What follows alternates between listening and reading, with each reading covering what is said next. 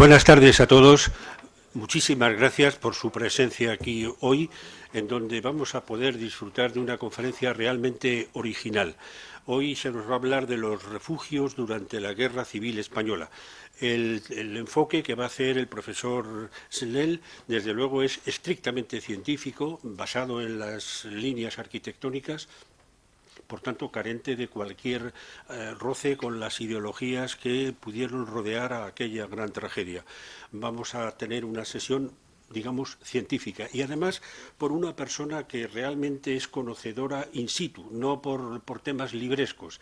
Yo he tenido la gran fortuna de hacer algunos viajes con el señor Snell, en donde hemos visitado estos refugios, los restos, y desde luego cambia por completo el panorama mirándolo in situ, explicándolo como él lo pudo explicar. Hoy no podremos disfrutar de ese viaje, pero acaso en un futuro sí. Esta sociedad, como ustedes saben, intenta socorrer enseñando, pero a veces se socorre a sí misma, y en ese sentido hemos pedido la colaboración en otras ocasiones de otros foros. El primero que se ha prestado de manera generosa y entregada ha sido la Asociación Española de Amigos de los Castillos. Primera espada de esa sociedad es el señor Snell, don Pablo Snell, que hoy nos acompaña y a quien le agradezco su presencia aquí. Entre un brevísimo apunte de su currículum, el señor Snell es licenciado en Prehistoria y Arqueología por la Universidad Autónoma de Madrid, es gerente y bibliotecario de la Asociación Española de Amigos de los Castillos, que conozco bien y les puedo asegurar que es una entidad de mucho peso hoy en día en el mundo cultural español. Les invito a que la conozcan. Es miembro de las comisiones redactoras y del seguimiento del Plan Nacional de Arquitectura Defensiva. Por eso he insistido al principio que su enfoque está orientado hacia la arquitectura y los temas relacionados con ella. Es secretario de la revista Castillos de España y coordinador del boletín de la Asociación Española de Amigos de los Castillos. En su trayectoria profesional, que está ligada al estudio y difusión de la arquitectura defensiva en todos sus periodos, desde la prehistoria hasta el siglo XX, y en las últimas décadas se ha dedicado especialmente al estudio de las fortificaciones durante la Guerra Civil Española. Ha trabajado y dirigido excavaciones arqueológicas en arquitectura defensiva de todos los periodos antes indicados. En el campo de la prospección arqueológica ha dirigido y participado en varios proyectos de catalogación de arquitectura defensiva. Ha publicado numerosos artículos y ha intervenido como ponente en numerosos congresos relacionados con el tema. Creo que hoy podemos permitirnos disfrutar de una conferencia original, porque sobre este tema, hasta ahora, por lo menos en lo que yo conozco, poco ha habido en esta asociación. Don Pablo, muchísimas gracias por su presencia aquí. Sepa que para nosotros es un privilegio y que desde hoy esta su casa será siempre usted bien recibido. También quiero decirles que investigaciones de última hora han demostrado que a los teléfonos móviles les gusta mucho oír las conferencias en silencio. Pues nada más, muchísimas gracias y les dejo con la prédica de don Pablo. Gracias.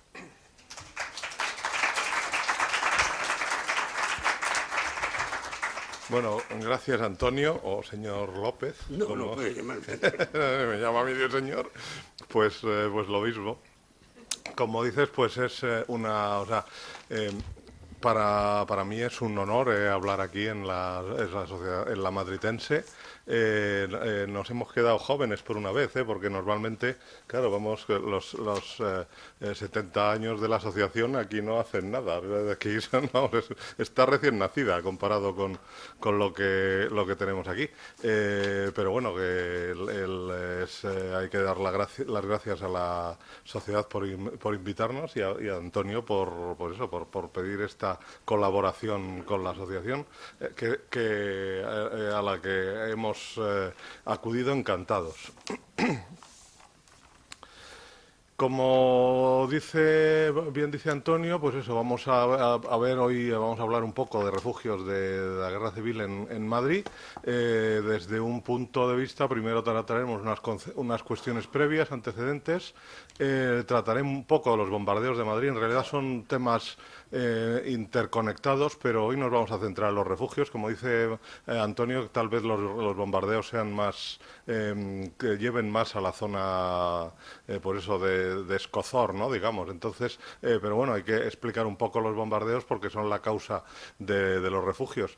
Y de los refugios, por eso veremos también un poco el sur, por qué se construyen, los tipos de refugios que hay en Madrid.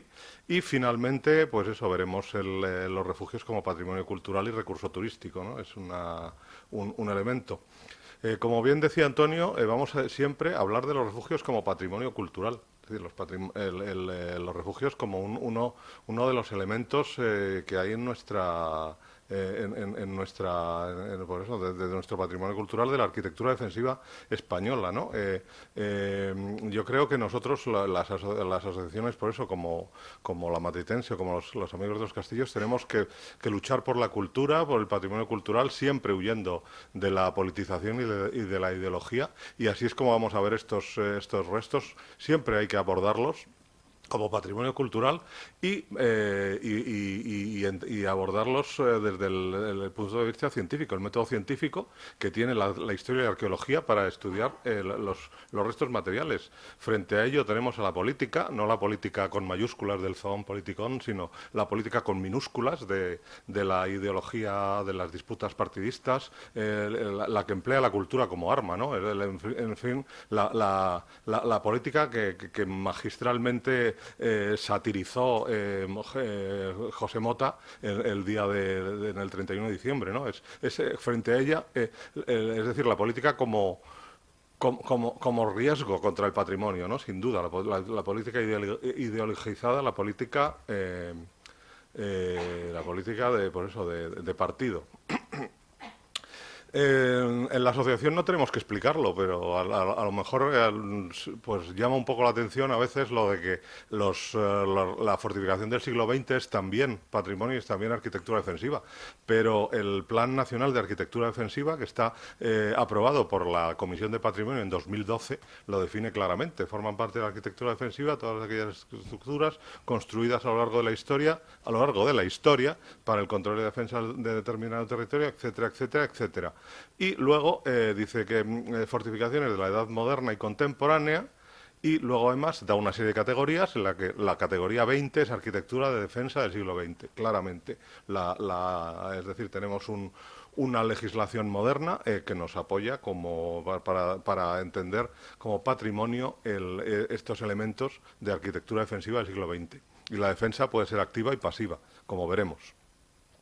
Unos antecedentes también, supongo que habrán oído todos los tópicos esos de Madrid, la primera ciudad bombardeada, todos estos tópicos de la propaganda, y también pues tenemos unos antecedentes de lo que es el bombardeo de ciudades durante la Primera Guerra Mundial. No me voy a meter en ello porque primero ni es Madrid ni son las ciudades, pero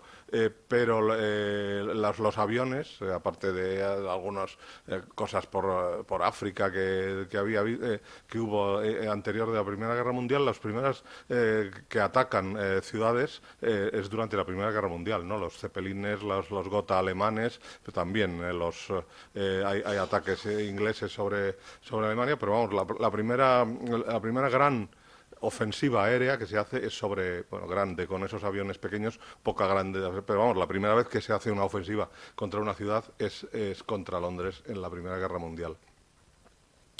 El problema o lo que nos importa de todo esto es eso, cómo se va moviendo la mente, ¿no? O sea, cómo vamos llegando a lo que es la guerra moderna, ¿no? Lo primero es la teoría de la guerra total de Ludendorff, por el cual todos los elementos de un país deben participar en la defensa, con lo cual todos los elementos de un país son atacables, ¿no? Incluida la población civil. No, es lo que la gran enseñanza de la Primera Guerra Mundial. El italiano Duet, en 1921, dice del empleo del arma aérea para destruir las infraestructuras bélicas del enemigo y neutralizar el esfuerzo bélico enemigo. Y luego el inglés Trenchard, que ya dice que el efecto moral de los bombardeos será superior a lo que puedan causar directamente, con lo cual la población civil es un objetivo, ¿no? Todo esto es lo que se está moviendo entre guerras en ese periodo entre el año 18 el estallido de la guerra civil española. Pero yo creo que el memorial de la RAF, de julio de 1941, es el que lo define perfectamente, en el que dice que el objetivo es destruir la maquinaria de la guerra del enemigo, la economía que las alimenta, la moral que la sostiene y las esperanzas de victoria que la inspiran. Es decir, la guerra total llevada a sus últimas consecuencias. Frente a ello, pues claro, como se sabe que en ese periodo entre guerras todos saben que la siguiente guerra se van a atacar ciudades, pues se va creando la defensa civil pasiva por inspiración de la Cruz Roja, el famoso Congreso de Roma de 1929, en el que se dan una serie de medidas para una ciudad modelo de 1 millón de habitantes, cómo debe de protegerse, cómo deben hacerse. La defensa pasiva va desde enseñar a la gente lo que tiene que hacer cuando suenan las sirenas hasta la construcción de refugios. Es decir, la defensa pasiva es muy compleja. Y los distintos países van creando sus instrucciones de defensa pasiva, Francia en el 31, Bélgica en el 33, Suiza en el 34 y España, según evidentemente, Decreto de la República de 10 de agosto de 1935, la defensa pasiva de la población civil contra los peligros de los ataques aéreos, en los que da una serie de instrucciones para crear unos comités para que organicen la defensa pasiva, los comités que deben decir, entre otras cosas, dónde se van a construir los refugios y cómo, ¿no? Luego la defensa civil pasiva continúa en los años 40 con el peligro de la Segunda Guerra Mundial, hasta que cuando se ve que ya España no va a entrar en guerra, pues se derivan los recursos a la reconstrucción y en 1960 pasa a denominarse protección civil según el protocolo primero adicional del Tratado de Ginebra de 1949. Es decir, nuestra protección civil es la heredera directa de la defensa pasiva de los años 30. Como digo, vamos a hablar muy brevemente de los bombardeos de Madrid, que hay que, por lo menos, decir que es la razón de existencia de los refugios.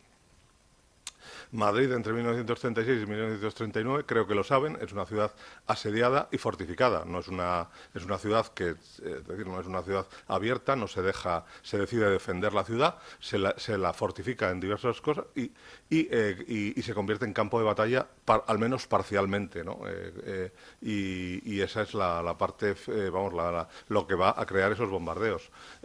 Hay que recordar, o sea, la guerra civil es muy compleja y el Frente de Madrid es complejísimo. Y dentro del Frente de Madrid hay una zona que es la ciudad universitaria donde los asediadores están asediados. Eso es una cosa compleja porque la gente que está allí está totalmente rodeada en altura por el enemigo, que en este caso es la República, y son tropas de África, son tropas muy dadas a la represalia, muy dadas a responder al fuego con fuego, y esas cosas hay que tenerlas en cuenta. No estoy justificando nada ni denunciando, estoy diciendo hechos históricos con los que tenemos encima de la mesa.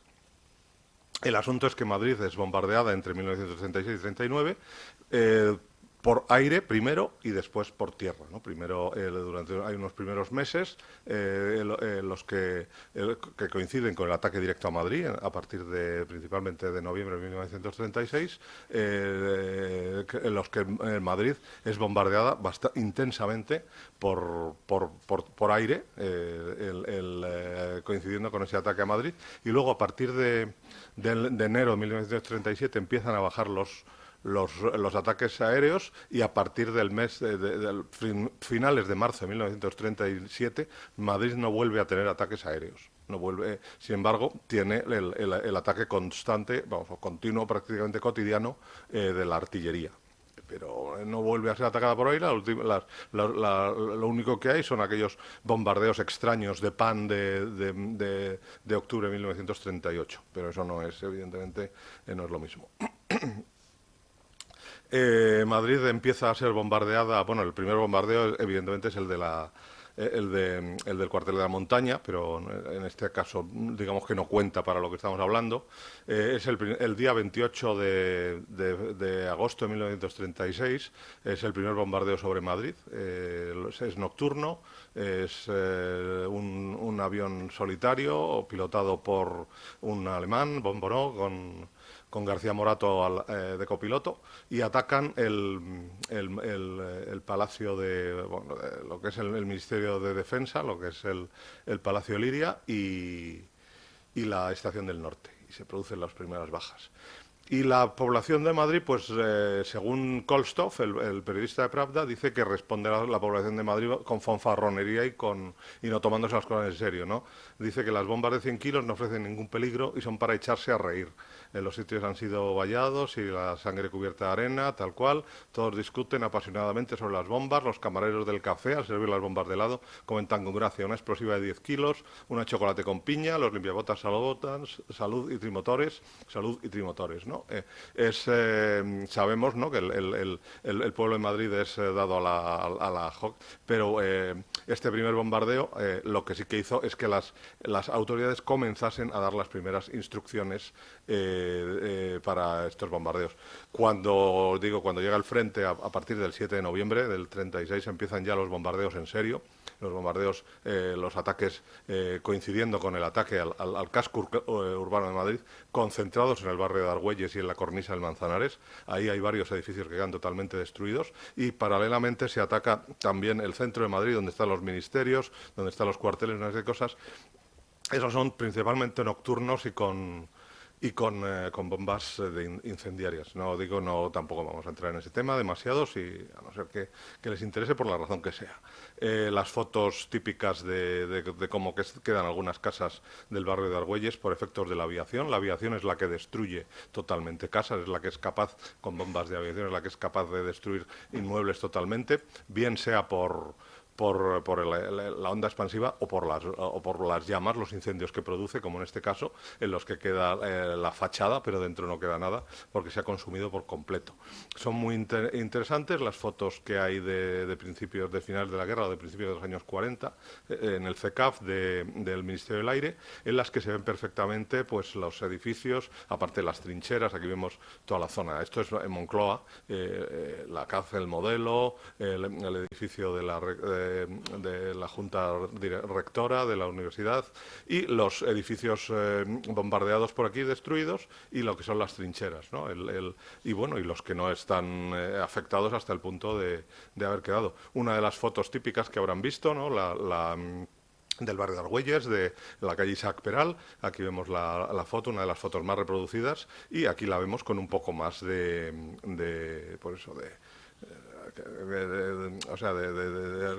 angular más abierto, para que vemos un poco lo que es la entrada de lo que sería hoy la carretera de La Coruña. Como digo, cuando cesan los ataques aéreos pasa a ver también empiezan los ataques de artillería, empiezan también en noviembre, ¿no?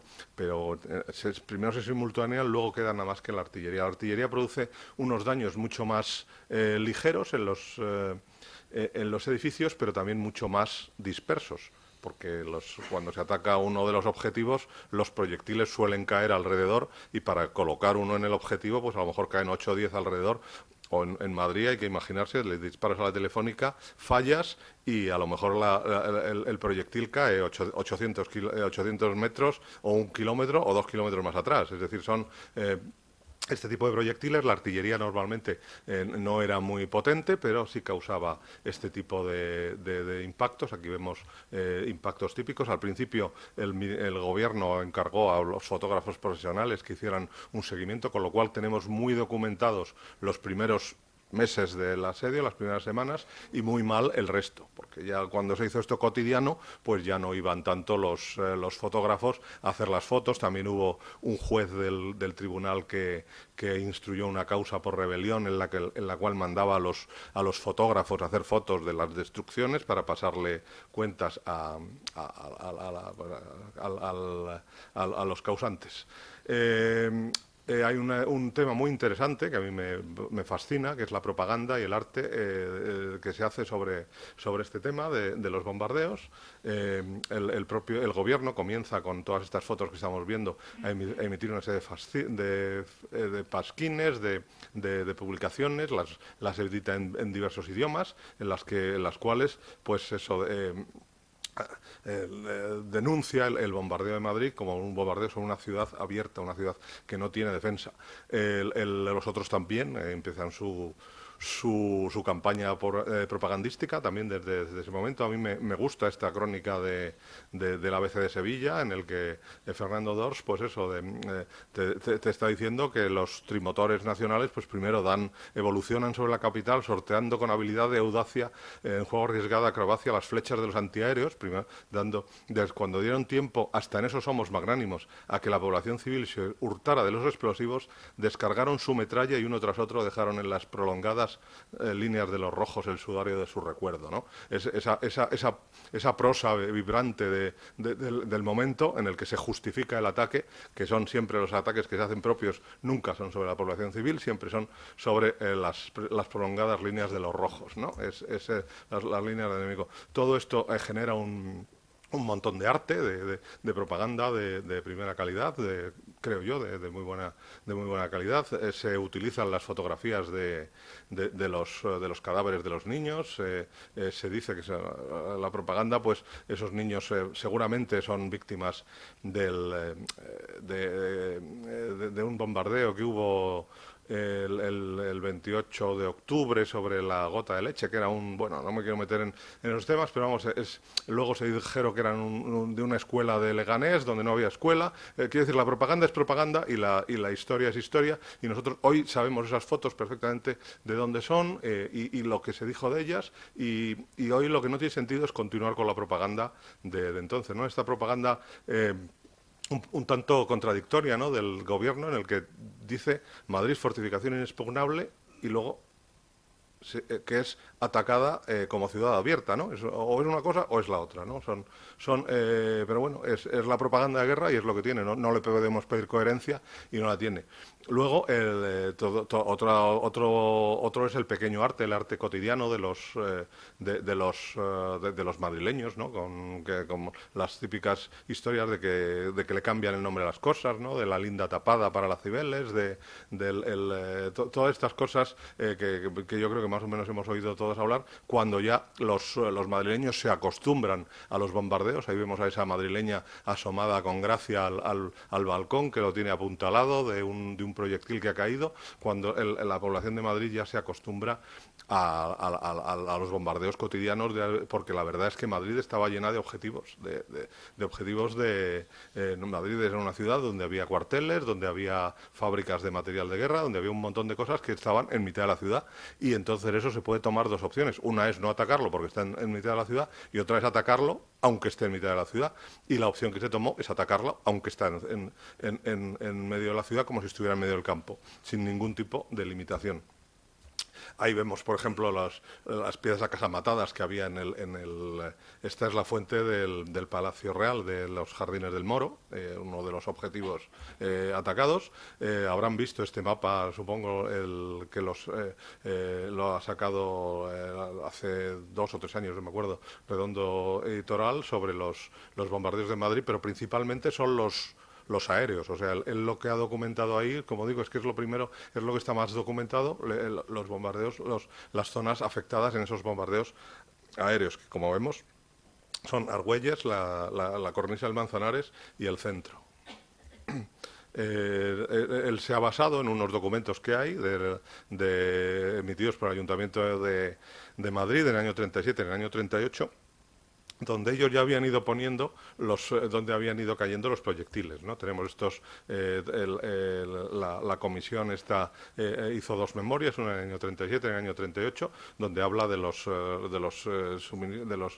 siniestros atendidos, de las víctimas, también el problema de las víctimas, que tenemos varias fuentes que no coinciden, la Policía Nacional, la Policía Municipal no coincide con otros. Aquí hay que hacer un trabajo de investigación serio y riguroso, hay que meterse en los archivos y ver lo que sale y no asustarse de lo que salga, no ir con prejuicios de lo que voy a sacar, y vemos en principio, según los datos emitidos, la concentración de bajas en los primeros días de lo que es el mes de noviembre, en el ataque directo a Madrid.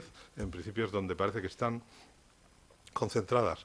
Otra cosa que a veces no sabe todo el mundo, y por eso yo lo traigo, es que Madrid estaba, incluso por el gobierno de la República, dividido en dos zonas. Una zona que llamaban zona batida o zona de guerra, que es la roja, donde se consideraba que era lícito atacar objetivos militares, bueno, objetivos en general, porque ellos no hacían diferenciación. Y luego el mando nacional ponía también la moradita, y luego Franco dio una zona neutral, una zona donde en principio no se iban a realizar bombardeos. Hay alguno suelto y todos los proyectiles caídos, que caían perdidos, que caían indistintamente en varios sitios, pero es importante esa zona, ese tema, de la hora de... Yo he tratado de hacer con los medios que tenemos a nuestro alcance, estudiar un poco los bombardeos según la documentación militar republicana, es decir, sin propaganda, lo que eran los documentos militares, los impactos que contaban, si han caído sobre las zonas, si era zona de guerra, si era zona neutral, si era zona... He elaborado unos calendarios con bombardeos sobre Madrid, aéreos tal cual, y bueno, la conclusión a la que llega es eso, que en todo el tiempo de bombardeos de Madrid hubo 215 días sin bombardeo, ataques a la zona de guerra 325 días y ataques a ambas zonas 324 días, ¿no? Con lo cual podemos decir más o menos un tercio de días, un tercio de días y un tercio de días. Un tercio sin ataques, un tercio a una zona y a las dos. Solo son 43 son aéreos, el 7%, el 8% aproximadamente. Y eso, el tema principalmente es eso, que podemos decir que prácticamente es un ataque cotidiano, ¿no? sobre el centro urbano de Madrid. Eso deja unas cicatrices de guerra, unas cicatrices que insisten en salir, insisten en no dejarse tapar, pese a todos los intentos de todos estos años, de ITVs de ayuntamiento, de los edificios y todo, las cicatrices están allí. Esto está justamente ahí enfrente de la calle Mayor, y ahí tenemos esos contando su historia. Y ya nos metemos en los refugios de Madrid. Estos bombardeos, como son combatidos, con un programa de construcción de refugios. Como hemos dicho, partimos del decreto del 10 de agosto de 1935, la defensa pasiva de la población civil contra los peligros de los ataques aéreos, donde decía que había que crear esas comisiones que iban a ser las encargadas de tomar las políticas activas de defensa pasiva, de enseñar a la población lo que tiene que hacer y de construir refugios. Aquello hasta el 25 de junio de 1937 en la República no se da el decreto que digamos que lo pone en marcha. Como dice, organizar la defensa pasiva de forma obligatoria, es decir, ya por fin se obliga a la gente, unificando cuanto por diversas iniciativas se ha establecido. Los gastos, y ahora veremos algunas de esas iniciativas. Dice, los gastos inherentes deben ser aportados por los beneficiarios de esta defensa. Esto es muy típico de los gobiernos cuando sacan una ley y dicen, y esto lo pagarán los beneficiarios. Cuando uno pasa la ITV del coche, la pagas tú. Te obligan a hacerla, es decir, esto lo que obligaba es a los ayuntamientos a pagar sus propios refugios. Excepto, por lo cual ponían unas contribuciones especiales, una serie de cosas, excepto el de Madrid, porque por decreto de 31 de octubre del 37, Madrid queda exenta del pago debido a las circunstancias especiales del asedio que impedían entonces el Ministerio de un crédito de 17 millones de pesetas para construir refugios en Madrid. Es decir, los refugios de Madrid estaban en buena parte financiados por el Ministerio. Y luego hay un último decreto, el 10 de diciembre del 38, que ordena la movilización general ciudadana para la lucha antiaérea y la militarización. Pues eso, ya dando poder total al Estado para hacer sin indemnización, puede hacer los refugios de todo tipo, puede pedir los útiles de trabajo y puede realizar refugios sin permiso del propietario. Ya lo que pasa es que ya es muy tarde para la República. Sin embargo, en zona nacional, como hay menos ataques aéreos, la República no hizo una campaña de bombardeos, también atacó ciudades esporádicamente, pero no hizo una campaña, pues hasta el 30 de noviembre de 1938 siguen con el decreto de 10 de agosto del 35, pues eso, dejando que las ciudades no emprendan estas políticas tan caras de construir refugios. Lo primero que hacen, pues eso, es dar instrucciones a la población civil, haciendo toda una serie de publicaciones, de octavillas, de carteles en zona republicana, estamos hablando. Y en Madrid, pues eso, se inicia la construcción de refugios. Que vamos a ver los tipos que tenemos. Los más sencillos son zanjas y pantallas, es decir, una trinchera en mitad de la calle, no porque cortaría el tráfico, pero en los solares una trinchera ya es un refugio antiaéreo, no hace falta más. Luego los sótanos habilitados de los edificios, poniéndoles pilares de madera para sujetarlos, los túneles existentes, el metro, el túnel de la Risa, de nuevos ministerios, un montón de sitios, y luego la construcción específica de refugios celulares y de galería, que vamos a verlos ahora un poquito también como son.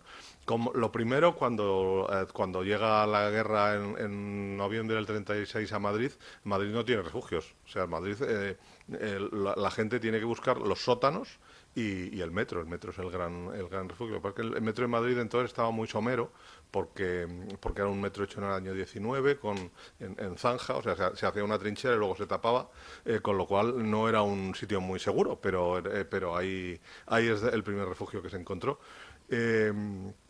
Los portales son el otro gran refugio de Madrid, o sea, los sótanos habilitados por los portales. Y de hecho, durante toda la guerra, el gran refugio de Madrid fueron los portales de las casas de piedra, porque cuando deja de haber aviones, dejan de atacar los aviones, contra el ataque de artillería, que es un ataque que puede llegar en cualquier momento, no llega las sirenas no suenan con anticipación para que bajes al refugio, las bombas llegan, los proyectiles caen en cualquier momento, los portales de las casas de piedra de Madrid eran siempre el mejor refugio. Y como nos dice Arturo Barea en un cuentecito en uno de los que publicó, en el que dice este señor que era un portero que metía pescozones a los niños para protegerlos, y ahora está su hija la que lo hace, que le dice pasen, esto es de piedra, garantizado contra Mussolini, ¿no? Es los portales de Madrid, sencillamente, era el gran refugio.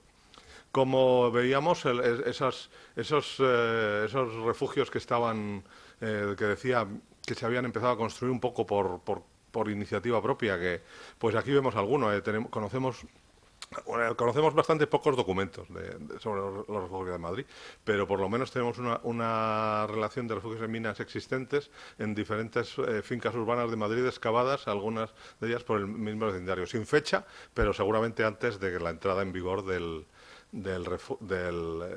decreto de junio del 37.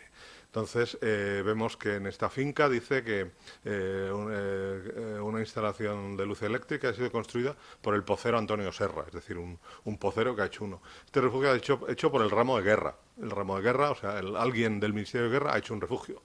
Otro que es de la CNT y FAI, ¿no? Dice, otro lo ha dispuesto don Felipe Castilla, dueño de una tienda instalada en el refugio de la finca. Ha hecho para la gente que va a su tienda. La taberna, lo mismo, un señor. Luego, otro dice, en esta finca existe un refugio que se comunica con la alcantarilla por un pequeño taladro y ha sido construido por Pedro García, portero de la misma. ¿No? Que a mí esto es de lo que más me impresiona. O sea, barra usted el portal y después me hace un refugio, ¿sabes? Todas estas cosas son eso que decía, esas iniciativas que se están tomando. Y luego perfora Antonio Griega, dice, hay mucho peligro, claro, son zanjas hechas por gente que no entiende, ¿no? Y es lo que se está haciendo. Se empiezan a hacer también refugios como la Plaza Mayor, o sea, sencillamente la Plaza Mayor, los soportales con sacos terreros son un refugio perfecto contra la artillería, ¿no? Contra aviación no, pero contra la artillería sí. Como dice Bravo Morata, pues para los enamorados pues es un sitio muy, muy recóndito, ¿no? Para hacer sus cosas. Pero como decimos, zanjas y trincheras es el más normal, el más sencillo. Hay muchos refugios de zanjas y trincheras por Madrid, luego se taparon, claro, al acabar la guerra, pero eran sencillamente lo más fácil de hacer. La zanja se podía cubrir también con unos tablones para que les pareciera que estaban más más protegidos, porque además también se dice que, claro, con los proyectiles, los cascos de los proyectiles antiaéreos podían herir a los propios refugiados. Y luego tenemos ya los refugios construidos ex profeso en Madrid. Madrid, supongo lo saben, es el subsuelo de Madrid son arcosas, son arenas de la destrucción de la Sierra de Guadarrama, se erosiona y aquí se crean unos areneros enormes, inmensos, con lo cual son muy fáciles de excavar, pero tienen muy poco soporte, ¿no? Aquí vemos los de Barcelona, que es un sistema muy parecido al de Madrid, para que vean un poco. No he encontrado uno de Madrid, con lo cual nos vale el de Barcelona, pero vamos, los refugios de Madrid, el típico refugio de Madrid son eso, galerías largas y estrechas, hechas principalmente por los mismos poceros que hacían las alcantarillas. Ellos sabían picar la arcilla, la arena, y luego le ponían una rosca de ladrillo, ¿no? Y la profundidad es la que da este es el de la calle Tello Tellez Meneses. No se sabe si se llegó a construir totalmente o parcialmente, pero vamos, el sistema es una galería central con una serie de nichos, ¿no?, alrededor para estar ahí los refugios. Aquí vemos otro tipo de refugio. Los refugios tienen que tener unas características, a poder ser dos o más entradas, por si que hay una bomba en una, que la gente pueda salir por la otra, que tengan varios codos, para que la explosión no penetre, ¿no? Y aquí vemos varias fotos de refugios de Madrid. Este señor es Torres, José María Torres, el secretario general de la asociación, en un refugio de Madrid. Pero vamos, el típico refugio de Madrid es este. Aquí vemos otro tipo, pero vamos, prácticamente es lo mismo: varias entradas, codos y galerías. Las galerías estas se podían poner unos bancos de madera para que la gente estuviera en ellos, pero vamos, vean que es... O sea, el típico refugio de Madrid es una alcantarilla por la que no va agua, pero ese es el típico refugio de Madrid. Y en los casos donde el refugio está a medio hacer, se ve perfectamente cómo está construido la galería en mina, picada sencillamente en la arena, y luego van haciendo la rosca. Ahí se acabó el dinero o la guerra, y ese refugio se quedó así. En algunos yo estos no los he visto, estos son estas fotos de internet. Sé que está en Cuatro Caminos, que se entra por las alcantarillas, y que lo ha visto porque tiene una persona que trabaja, un familiar o lo que sea, que trabaja en las alcantarillas de Madrid, y le ha dejado pasar. Ahí vemos uno, es más ancho, tiene el banco, pero vamos, otro típico refugio de Madrid. Luego tenemos también los celulares. Estos son mucho más caros de hacer. Estos son un refugio con una gran losa de hormigón en el techo y una serie de paredes que la soportan, ¿no? De estos en Madrid teníamos el de la Osram, bueno, debe estar el de la Osram, porque la fábrica Osram, ahí en el Paseo Imperial, pero no se sabe, a lo mejor lo tienen en el sótano, pero no sé, esas son cosas que no sabemos. Por eso he traído refugios de fuera. Este es el del Altozano en Alicante, en Albacete, pero ahí vemos lo que es un refugio de celular, una serie de naves con unos muros gordos, gruesos, y una enorme losa de hormigón encima que los protege. Entre los refugios que tenemos en Madrid, pues eso, hay una serie de memorias que conocemos también. La memoria de agosto de 1938 sobre la marcha, los trabajos de defensa pasiva en Madrid, nos dice que en el refugio del Ayuntamiento, este edificio de aquí al lado, hay un problema con el desprendimiento de tierras y se trabaja en el acceso por la parte trasera del jardín. Yo tampoco sé si en el Ayuntamiento de Madrid tienen un refugio, o saben que alguno de los sótanos que tienen, si lo tienen identificado como el refugio o no. Algunos de estos que hemos ido viendo sí te han llamado: oye, que tengo una cosa ¿no será un refugio de la Guerra Civil? Pues sí lo es. Quiere decir que hay muchos que están por ahí y que o no se sabe que están, o lo saben y no lo quieren decir, pero vamos, que hay muchos refugios en Madrid.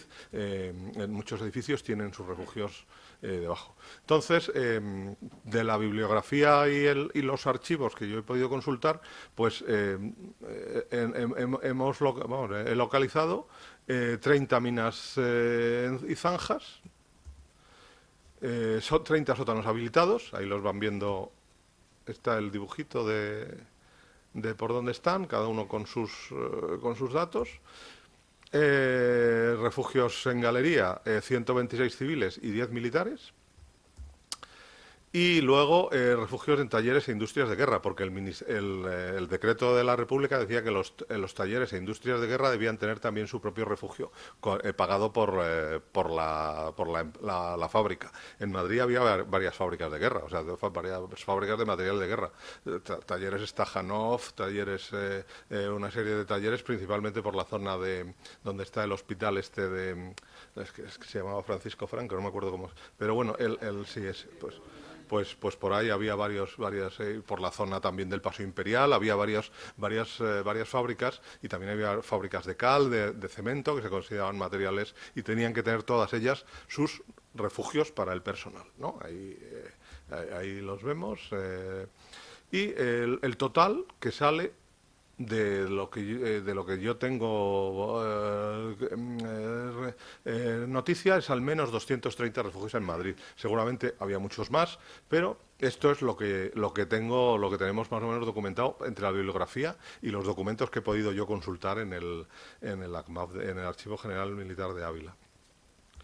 Luego tenemos otros refugios que no son para personas, también refugios especiales. Luego veremos los militares al final.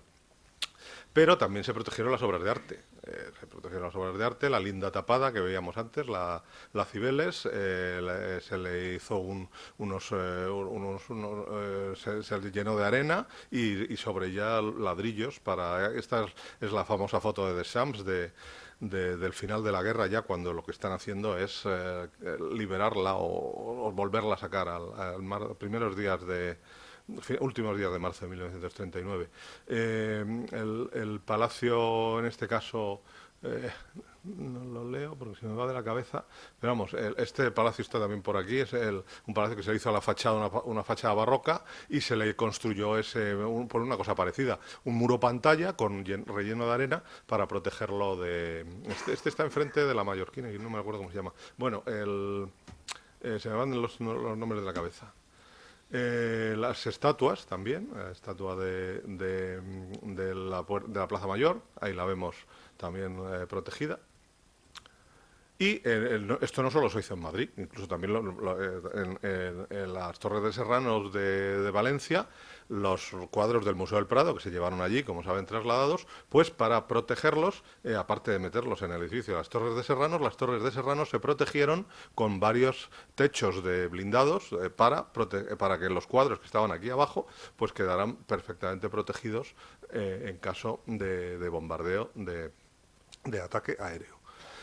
Y nos quedan los refugios militares de Madrid.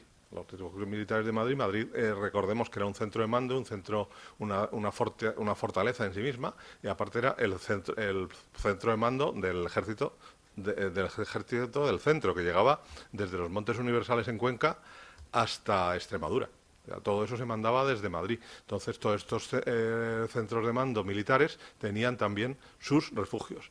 Este refugio es el refugio de la Comandancia de Ingenieros de Madrid, que está en un edificio que nos pidieron que no dijéramos nada, porque es un edificio que no quieren que sepan un edificio que tiene problemas de seguridad, o puede tenerlos, o no quieren que se sepa que tiene este elemento. Pero vemos que por lo demás es muy parecido a lo que estamos viendo. Es las típicas galerías con nichos, pero digo, es el de la Comandancia de Ingenieros de Madrid. También los militares recurrieron a los refugios hechos por eso, habilitando sótanos, ¿no? Sótanos del Ministerio de Hacienda, obra de Villanueva, de Luis de Villanueva, del siglo XVIII. Eran unos sótanos que se hicieron muy protegidos para meter allí, era el edificio de la aduana, donde se metían los caudales y las mercancías caras, las sedas y las cosas que venían. Pues aquello, cuando se tuvo que poner el cuartel general del Ejército del Centro, se puso allí, en aquellos sótanos, se reforzaron además y es el primer sitio, el primer sitio donde estuvo el cuartel. Bueno, primero estuvo evidentemente en el Palacio de Liria, pero como aquello no tenía refugios, se vinieron aquí y luego se hizo el específico del Parque del Capricho. Este es otro refugio militar reaprovechado, que es el de ¿cómo se llama? La calle Raimundo Fernández Villaverde, el del taller de precisión de artillería. Era un taller, un refugio que se hizo, vamos, un sótano que se construyó para probar allí para las máquinas de la precisión de artillería. No sé exactamente lo que es algo que tenía que estar bajo tierra para que la calibración de los fuera exacta. No sé, eso son aparatos científicos, yo de eso no entiendo, pero eso tenía que estar subterráneo. Y entonces cuando se hizo la guerra, cuando llegó la guerra, pues aquello se reutilizó como refugio antiaéreo. Ahí hubo un problema, una polémica en su momento, porque, claro, no era un refugio construido ex profeso, con lo cual no quedaba claro si se le podía proteger si podía tener la protección de fortificación de la guerra civil, si aquello era anterior, entonces ya no la tenía. Es un absurdo de esos, porque es un elemento patrimonial mucho más importante que uno de los refugios de Madrid, y también el edificio que había encima, con toda su rejería, que se ha tirado sin ningún tipo de miramiento, porque no tenía una protección, y casi lo menos hubiera sido un refugio de la guerra civil. Pero bueno, son unas polémicas y historias y problemas, pero se ha mantenido únicamente tirando el resto del edificio. Cuando el cuartel general del Ejército del Centro sigue recibiendo bombardeos por estar ahí al lado de la Puerta del Sol, entonces General Miaja decide llevárselo lejos, decide llevárselo al Parque del Capricho, y construye allí, lo instala en el Palacio de los Duques de Osuna, y allí tenemos varios refugios. Yo creo que esos refugios no son todos de la vez, sino que se van construyendo refugios a medida que llegan allá. Es decir, que son hay que son dilatados en el tiempo. Es decir, yo creo que el primer refugio que se hace es lo que llaman la galería escape. La galería escape es otra de las cosas de la propaganda. Miaja, como era el general rojo y cobarde, tenía que tener una galería de escape, ¿no? Porque no. Sin embargo, yo lo que creo que tenías un refugio antiaéreo, que es algo antibombardeo, que es algo muy de esperar en un edificio militar. Y es el primero que se hizo, creo, esto no son hipótesis, sencillamente construyendo una galería no de escape, sino con varias salidas por si queda alguna tapada, con acceso directo desde el palacio, que entonces era. Hay otro refugio, que es lo que llaman el polvorín. Evidentemente no es un polvorín, es un refugio, y si han visto los refugios de Madrid, este es un refugio como cualquiera de los que hemos visto, un refugio en galería, subterráneo, con codos, construido a profundidad y con un retrete en el centro. Me dirán, ¿para qué hace falta en un polvorín un retrete? Por fuera tiene una fachada muy bonita, la sigue teniendo, pero ahora está totalmente cubierta de hiedra, con lo cual no se ve, pero ahí la tienen, con una serie de elementos que vamos a ver ahora, como son las puertas blindadas. Aquí vemos el interior, con los bancos que hemos visto, en cualquier refugio de Madrid, y el retrete, que es una cosa muy útil en un refugio y muy poco útil en un polvorín, ¿no? El refugio de Estado Mayor de la posición Jaca del Parque del Capricho es seguramente el resto más singular de la guerra civil en España, no solo en Madrid. Entonces, por eso le vamos a dedicar los últimos minutos a él. Saben que también hay veces se habla de la posición Jaca como si fuera el refugio. No. La posición Jaca es el nombre en clave del conjunto, de donde está el Estado Mayor. Es decir, todo el palacio, con todo lo que hay alrededor, con el refugio y con todos sus cuarteles y su batallón de protección, y todo eso es la posición Jaca. No es el túnel, el subterráneo, no es la posición Jaca. El subterráneo o los subterráneos son los refugios que hay en la posición Jaca. No, eso es importante. Y si han visto los refugios que hemos visto y ven la planta del refugio de Estado Mayor de la posición Jaca, ven que no tiene nada que ver ni con las galerías ni con los refugios celulares. No, es una cosa totalmente diferente. En realidad, amplio como ellos solos, parecen los túneles del metro. Si van a noviciado a los túneles antiguos, les va a encontrar la misma sensación de amplitud. Es decir, esto es un cuartel general subterráneo. se construye un segundo cuartel general por si hay que mantener la labor de mando bajo tierra. Entonces, el refugio está construido bajo tierra, es muy amplio, tiene una doble galería, una doble circulación, un doble circuito de circulación. Son las famosas pasillos de ordenanza traseros, el principal. Está todo cerrado con puertas blindadas, tiene puerta blindada aquí y puerta blindada aquí. Tiene 3 puertas blindadas, estancas contra gases, con mirillas para si viene, evidentemente no es para que toque, sino por si viene alguien, ver quién es, si viene gaseado, si viene una serie de cosas. Es decir, todo esto son cosas perdón, que no hemos visto en ninguno de los refugios. Está construido, eso sí, la seguridad se la da también la profundidad a la que está construido. Las zonas donde no está construido a profundidad suficiente están con una losa blindada de hormigón enorme, inmensa, ¿no?, de 1 metro de profundidad. Y luego tiene las chimeneas, tiene varias chimeneas y no todas sabemos dónde están. Es decir, porque arriba hay 6 chimeneas y no todas. Con lo cual, este sitio tiene que dar sorpresas todavía el día que se le haga un estudio arqueológico en condiciones. Pero vamos, tiene las chimeneas para coger aire limpio de fuera y también para sacar el aire de los generadores, porque tiene 2 generadores, tiene un generador de gasoil y un generador de carburo para mantener, por eso el poder mantenerse. No es un refugio como los de Madrid, de estar ahí esperando que pase el ataque, sino para continuar su labor de mando los militares destinados en el palacio.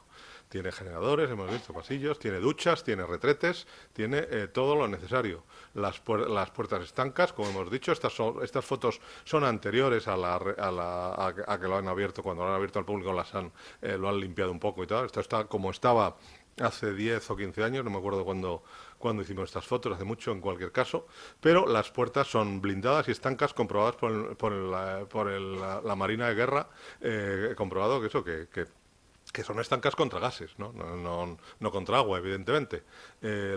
Como digo, la amplitud del refugio, aquí ya lo vemos en fotos. Estas fotos buenas no son mías, son de fotógrafo. Vemos la amplitud de los refugios, de las galerías, que no tiene absolutamente nada que ver con lo que estamos viendo. Y, sin embargo, sí tiene que ver con otros refugios que se están haciendo en la época. El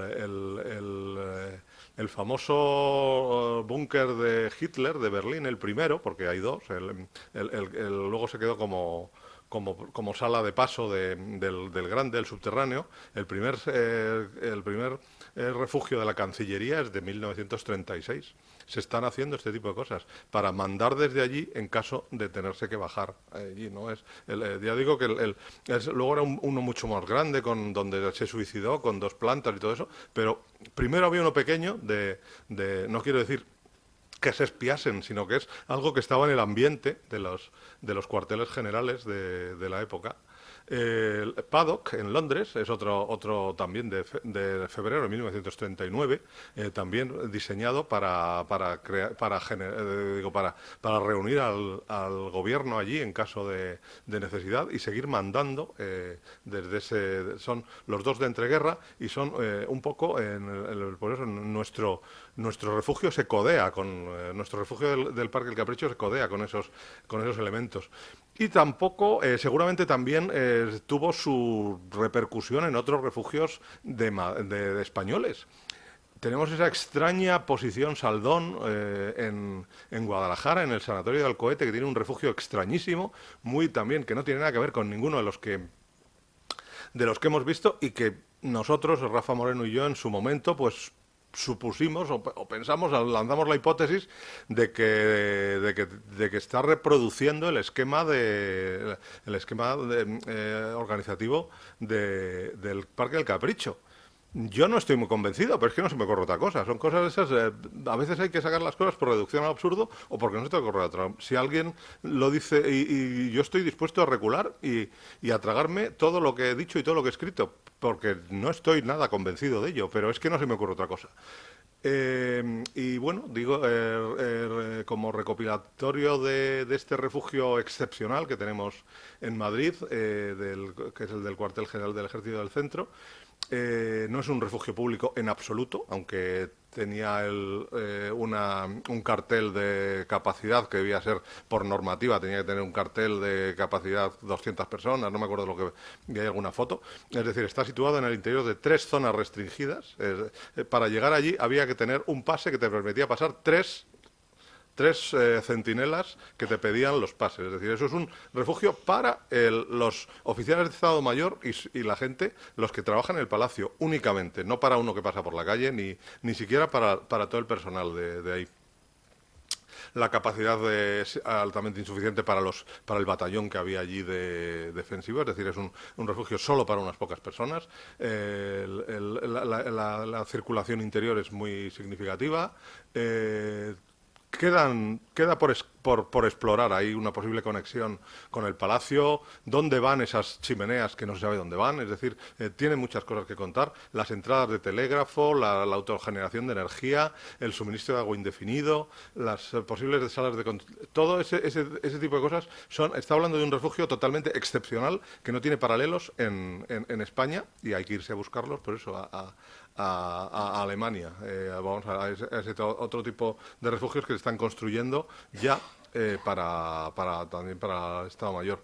Y nos queda, nada, el último minuto para dedicarlo a los refugios como patrimonio cultural y recurso turístico, que, como hemos dicho, son un recurso patrimonio cultural que en Madrid no lo hemos sabido buscar o no lo hemos querido buscar, pero en el mundo anglosajón llevan muchos años poniendo esto visitable, sus experiences de bombardeos, sus cosas, y la gente, los turistas, vienen allí. En España se empezó a hacer también hace tiempo. En Cartagena, los refugios de Cartagena ya tiene, yo creo, 20 años ya tiene ese refugio. Tiene ya incluso una museografía con ese gunitado, hay unas cosas ya que no están ni siquiera de moda, ¿no? Ya, el refugio 307 de Barcelona también tiene sus 20 años. En Barcelona han hecho un trabajo con sus refugios antiaéreos totalmente excepcional, con una inversión muy importante del ayuntamiento, en la cual están todos los refugios localizados, los bombardeos, donde cayó cada una de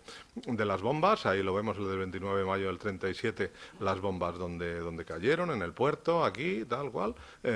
Y lo puedes ver en recreaciones, si no te gusta así, que te parece demasiado científico, pues lo puedes ver con la recreación.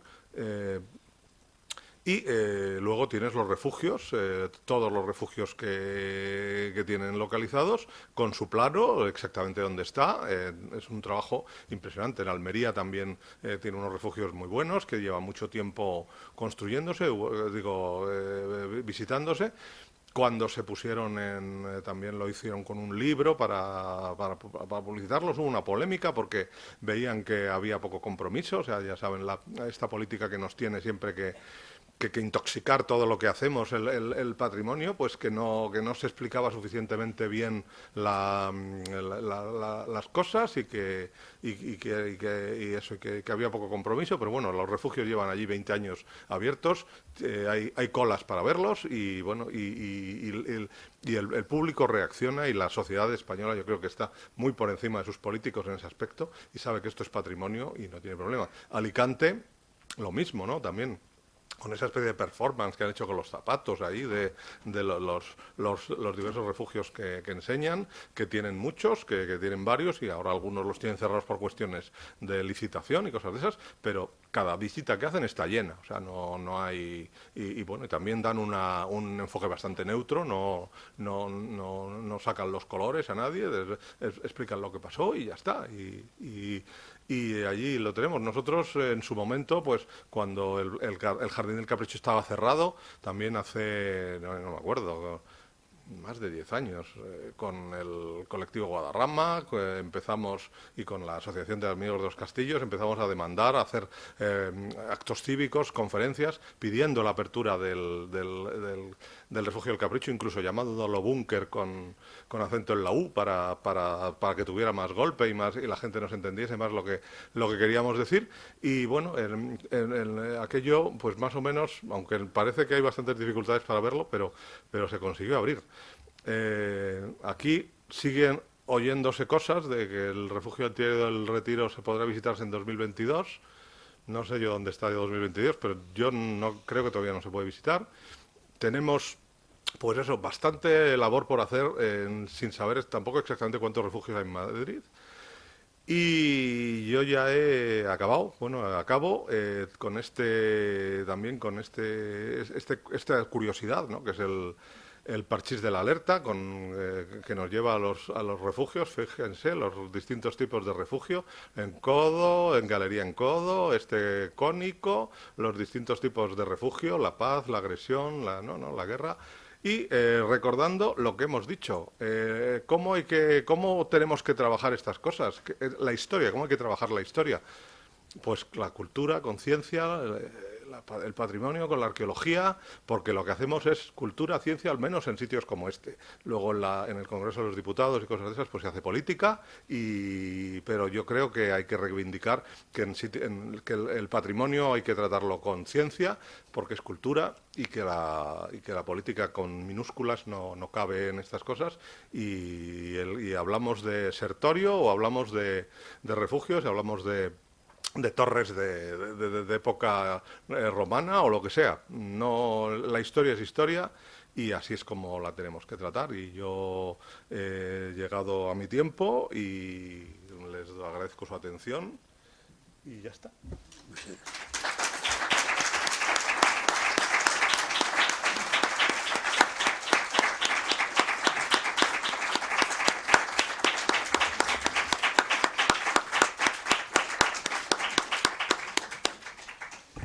Bien, pues ahora se abre un turno de preguntas para si tienen a bien hacerlas.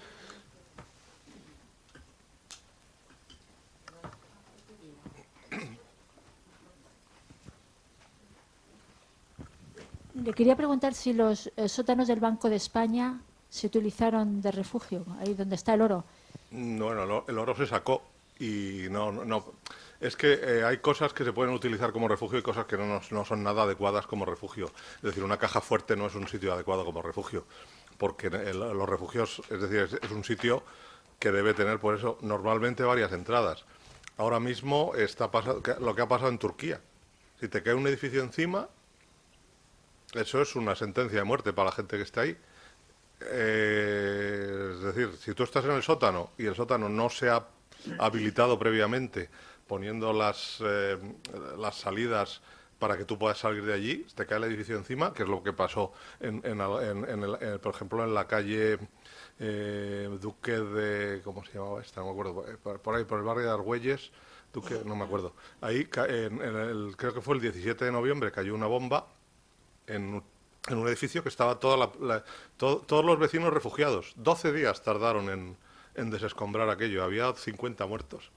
Claro, eso, es decir, una caja fuerte no es un sitio adecuado aunque estaba vacío porque lo habían llevado, pero no es un sitio adecuado para un refugio. Aparte que habría que dejar pasar a la gente al Banco de España, y el Banco de España seguía funcionando, y seguía funcionando con, por ejemplo, a la gente le hacían llevar la moneda en plata para darte a cambio papel. Es decir, el Banco de España no quería renunciar a sus funcionamientos cuando hay un montón de sótanos habilitados. Lo primero que se hizo, iban los arquitectos y decían, este sótano es apto, este no, porque claro, al principio la población decía, yo me meto al refugio, a lo mejor tienes un peligro ahí que estás mejor en la calle. Ese es no, pues con 4 maderas aquí y eso que hemos visto, eso eran los primeros refugios que habían hecho, era sencillamente coger los sótanos y tirarles un túnel hasta la alcantarilla para hacerle una salida de emergencia. Ese documento que hemos visto es lo que se encarga al ejército, al batallón del subsuelo, le dicen, exploren ustedes las alcantarillas porque esto está lleno de refugios, o sea, las alcantarillas están llenas de agujeros y ¿qué está haciendo la gente agujeros aquí? y vamos a saber lo que está haciendo la gente, porque vete tú a saber que se están poniendo en peligro pues las casas, porque ya ves todo el portero picando pues es que pues esas son las primeras cosas que se hicieron. Habían oído, les habían llegado las instrucciones, hay que tener, pues, oye, pues este sótano, la alcantarilla debe estar por ahí a 8 o 10 metros, vamos a picar y ya tenemos el refugio. Y a lo mejor le has picado el cimiento a un... ¿Sabes? Ese tipo de cosas es lo primero. No sé cómo... Sí, es que no sé lo que... ¿Cuántos refugios habrá ahora mismo contra una guerra nuclear o biológica? ¿Existirá en la Moncloa? ¿Existirá en el Palacio de la Zarzuela? Bueno, hay uno en un hotel de... ¿Cómo se llama este pueblo de Toledo? ¿Cómo se llama este pueblo de Toledo? Está al lado de de Talavera de la Reina. Sí, ahí. Sí, sí. Y los otros son secretos, con lo cual lo que hay, claro, pero esos no te lo van a decir. Es decir, supongo que la Moncloa tendrá el suyo, el CSD tendrá el suyo, pero... A ver, los haylos, pero claro, pero eso no, o sea, pero para la población evidentemente no. O sea, para nosotros no, el metro y lo de siempre. Sí. Eso para nosotros no, que es lo que nos importa. Porque... Buenas tardes. Le quería dar la enhorabuena por la exposición, me ha gustado mucho, muy ordenada, clara, y le quería preguntar, nos ha dicho claramente que en la posición Jaca el personal no podía pasar. Entonces, por ejemplo, en el Ministerio de Hacienda, que he entendido que había un refugio militar, y yo creo que estaba cerca de viviendas, ¿allí la población civil podía pasar a ese refugio? No, bueno, la posición Jaca, es que eso es una cosa más compleja. Es decir, el cuartel general del Ejército del Centro, que es lo que en clave, el nombre en clave es posición Jaca, nunca dejó de estar tampoco en los sótanos del Ministerio de Hacienda. Es decir, Miaja era habitual que en el día estuviera en un sitio o en el otro, en realidad coexistieron, seguían el ministerio, porque el famoso discurso que dieron cuando el golpe de Estado de Casado lo dan desde los sótanos del Ministerio del Ministerio de Hacienda. Es decir, eso siempre fue un edificio oficial, y como edificio oficial no dejaban entrar a la gente. Es decir, la gente de Sol, que estaba por el centro, tenían sus refugios, el metro y una serie de sitios, y estaban indicados, pero en los edificios oficiales, o por ejemplo este de la Comandancia de Ingenieros, ese edificio tenía entrada desde la Comandancia de Ingenieros y tenía una salida a la alcantarilla, pero... La gente de la calle no sabía que había un refugio ahí. Es decir, siempre hubo también refugios privados, que la gente los pagaban ellos y los tenían en su casa. Y esos refugios tampoco tenían por qué dejar entrar a la gente. Lo que pasa es que normalmente, como este, por ejemplo, que hemos visto en Alicante, el de las botas, ese también era un refugio privado. Pero cuando se les acabó el dinero y lo tenían que acabar... dicen, oye, voy a pedir ayuda al ayuntamiento, y el ayuntamiento dice, yo te lo acabo, pero pones una entrada a la calle. Claro, no, esto está muy bien para ti, que entrar desde tu casa, pero me haces otra entrada a la calle y pones refugio público. Por ejemplo, en Callao había uno de los refugios más grandes de Madrid para 4.000 personas, en los sótanos, en el metro, reforzado, porque el metro de Madrid no daba seguridad. Perdona, tengo entendido que en donde está el Palacio Real había unos refugios, que había una especie de túneles que digamos que iban a parar a lo que es actualmente el edificio de la Comunidad de Madrid. Claro. O sea, hicieron refugios en el Palacio Real y luego hicieron unos pasadizos que iban a desembocar donde está actualmente la Comunidad de Madrid. El problema que tiene esa zona es que tiene galerías Vamos, te comento, ahí. perdona todo esto, ya. porque lo del Palacio Real no lo has comentado. Y existe. El refugio. Sí, claro que Vamos a ver, existe. yo no conozco todos, evidentemente. No, por eso, pero es que, hombre, el Palacio Real es un edificio muy emblemático de Madrid, importantísimo, como tú sabes. Sí, bueno, el Palacio Nacional que llamaban entonces. Claro, claro. Por eso Pero te lo bueno, digo. el palacio estaba evacuado. Lo que pasa es que principalmente tenía zona militar, porque Sí, es decir, tenía una batería y otra batería en en las vistillas, y desde ahí había observatorio también aéreo y bueno, y de hecho está cosido a tiros porque está bien reparadito, pero vamos, las fotos que hay del final de la guerra está Pero destrozado. fíjate que incluso cuando se sacó el oro del Banco España, parte de ese oro y el contenido de esas cajas fuertes, durante un tiempo estuvo precisamente en esos refugios del Palacio Real. Ya, pero es que yo creo que esos refugios Antes de embarcarlo, bueno, antes de yo creo, transmitirlo, yo lógicamente, a creo que Valencia. esas galerías no son de la guerra civil. O sea, esas galerías, claro, Sí, es que pero esa que- zona está llena de galerías Sí, pero que se sí, utilizaron. claro. Quiero decirte que se utilizó. Sí, sí, no, pero hay una galería, o sencillamente una que llegaba hasta la Casa Campo, Exacto. que es larguísima. Exacto. Yo es que estuve, yo estuve en las excavaciones ahí de arqueólogo, y aquello es que cada vez que metían, salía una galería que tiraba para allá, otra Sí, que sí, tiraba, es que está impresionante. lleno en un montón de galerías, y la mayoría no sabíamos de qué época eran, ¿eh? Porque como son todas iguales, de rosca de ladrillo con mortero de cal, siglo XVIII, ¿por qué no? XIX, 1930, ¿por qué no? Es una locura.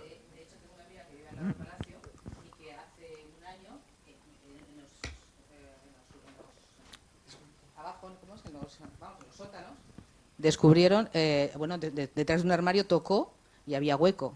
Abrió y entonces de repente, bueno, lo que parecía un hueco era un pasillo, era un mapa, pero vamos, que comunicaba Palacio, seguía hacia la Encarnación. Claro. Y entonces llamó a la Guardia Civil porque estaba lleno de armas de la Guerra Civil, lleno. Entonces la Guardia Civil interviene, te anulan se llevan las armas, te las anulan, y tal.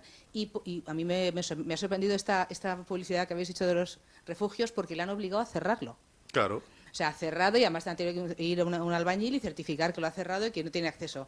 Porque por el lado sur, efectivamente, respecto de su casa, se supone que comunica con Palacio, pero ella no lo ve, pero realmente Sí, entra en claro. Madrid y ha sido utilizado desde el siglo XVIII, desde la construcción del Palacio, y después fue reutilizado por la Guerra Civil. O sea, eso era Sí, es que una de las razones antiquísimo. por vamos. las que Madrid no tiene sus refugios inventariados es o sea, la verdadera fobia que tiene o sea, la policía del subsuelo Claro, es que a que vinieron rápidamente. a que nadie toque de esto, porque ellos saben que tú te metes por eso el refugio de la Comandancia de Ingenieros, el refugio, Por eso. ese digo, yo sé, te metes por ese refugio, hay una pared y esa pared la tiras y llegas a donde Y en quieras. la cava baja ocurre igual. Tú preguntas a Acabas algunos debajo. restaurantes y te lo niegan. Acabas, Tú sabes claro. perfectamente que detrás, y te dicen, no, aquí no tenemos, no quieren que intervenga porque todo es que les fastidia. Claro, claro. Entonces, yo quería hacerte una pregunta. No sé si es una leyenda popular. Mis familias son todos de Madrid, Madrid. Quiere decir que vivieron la guerra en primera línea y de hecho mi abuela dio a luz en noviembre del 36 en la calle Carranza, o sea, bajo las bombas. Y yo siempre había oído, y no sé si esto es correcto, que había como dos tipos, como dos clases, esas cosas, que el madrileño de pro no se metía en el metro. O sea, el metro estaba, y luego Arturo Barea yo creo que lo deja bien claro en sus libros. El metro era básicamente para la gente que venía huyendo de las tropas que venían, o sea, de los pueblos de alrededor, Carabanchel, no sé. Y luego los madrileños se metían básicamente, como has dicho, en los portalones, en la casa de las porteras, en refugios prefabricados por ellos, pero el metro no había madrileños, no, curiosamente, es una cosa que yo siempre he oído en mi familia, los madrileños no bajaban al metro, era una cosa como muy digna. Y luego, sí, esas cosas que oyes en la familia, nosotros nunca bajamos al metro, por Dios, como si fuera una cosa. Y efectivamente Arturo Barea lo detalla y dice que era gente de los Carabancheles, gente que entraban y no tenían ningún portalón donde meterse e iban al metro. Y además era muy peligroso, porque Ya, la línea 1 hay zonas donde hay un metro, Claro, un metro de distancia. la famosa foto esa de la Puerta del Sol. Claro. Es que hay un metro de distancia desde sí. arriba hasta cuando están cavando, lo ves, vamos, Sí. claramente. Era peligrosísimo. Entonces los madrileños no querían entrar en el metro porque conocían, y dos, era para la gente de fuera. Yo siempre lo he oído. Ya, lo que pasa es que yo creo que esas cosas son, pues eso, casi literatura, porque es imposible saber entre todos los casos que se dio Y mi abuela siempre repetía, Ya, oye, pues, pero como un mantra, nosotros nunca bajamos al nunca metro. bajamos. Imagínate, en la calle Carranza, o sea, en primera línea, Ya. y nunca. Entonces lo que hacía mucho era usar las casas de las porteras. Es que claro, posiblemente frontera, fueran. sí. Pues Y eso. luego otra cosa, no sé si conoces el que acaba de editar un libro, también redondo, Toral, Sí. un libro, un cuadernito, que es el diario de los bomberos. Sí, pero ya lleva 2 Bueno, años, ¿no? Sí, bueno, acaba, perdón. Sí. Que es muy interesante, puedes Sí, seguir sí, todos sí, los sí, bombardeos línea a línea. Sí, cuando las sirenas no eran las nuestras, ¿no? O algo así, sí. No, pero Sí. lo que es solamente Sí, no, sí, tengo los dos, Los dos, ¿no? el estrechito y el sí. Lo que pasa es que el estrechito, claro, el problema de los bomberos es que, o sea, da poca información. Es fría, claro. es una. No, pero y son muy unos datos poca, fríos. muy Sí, poca, porque no habla claro, de fallecimiento, solamente de intervenciones. Claro, sí, no, es un poco. Pero claro, el problema que tienen los refugios de Madrid es que no estamos viendo la información. Estamos como el de Platón viendo la caverna, y porque estamos viendo los documentos militares, que son los que visan los proyectos civiles. Es decir, todos estos proyectos son civiles. Y en algún lugar del Ayuntamiento de Madrid tienen que estar, desde las nóminas de los obreros, claro, o sea, tiene que haber toneladas de... Y claro, y estamos buscando en el Archivo General Militar de Ávila, donde tienes, pues eso, los militares que van a avisar y a decir, pues sí, este documento es seguro o no es seguro, porque tienen que hacerlo por ley, pero la verdad, donde está de verdad la información no es ahí.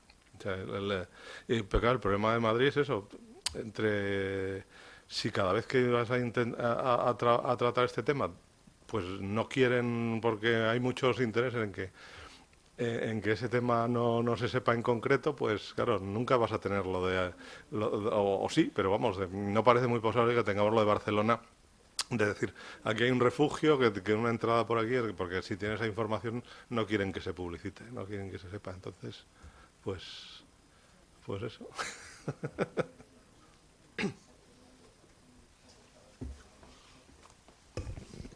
¿No hay más preguntas? Pues antes de que se retiren, quisiera que compartieran con nosotros. Esto es el peso de la ciencia, la manera en que la Real Sociedad quiere expresar el agradecimiento al señor Snell por su colaboración. Ahora un poco traumatizada, pero ahora se arreglará. Al fin y al cabo, la cultura por los suelos no está bien. No son de los refugios, pero creo que los planos de Madrid del siglo XVII merece la pena que estén en tu biblioteca. ¿Y? Bueno, al fin y al cabo sube, de donde estaba abajo, siempre es mejor subir que bajar. Esto es un recuerdo para que lo tengas como el reconocimiento este año. Y ahora, menos mal que no le ha pasado nada, porque si no, ¿qué diría el don Carlos ahora mismo? Mira, esto es el reconocimiento que te queremos hacer. Pues ahora, muchas gracias. Miguel, ¿te importa traernos? Porque esta está un poco traumatizada. Debe ser la emoción de los... Y finalmente les recuerdo que a nivel de conferencias, bueno, mañana hay un acto sobre una exposición de unos vídeos musicales. La siguiente conferencia será el jueves sobre una semblanza sobre Carlos III, precisamente el fundador de esta casa. Y después ya la última conferencia del mes será sobre los episodios nacionales. Había prevista una conferencia sobre el cielo que veían los egipcios, pero por motivos de la presentación, pues de momento está aplazada. Si nos honran con su visita, será un placer enorme recibirles. Muchas gracias.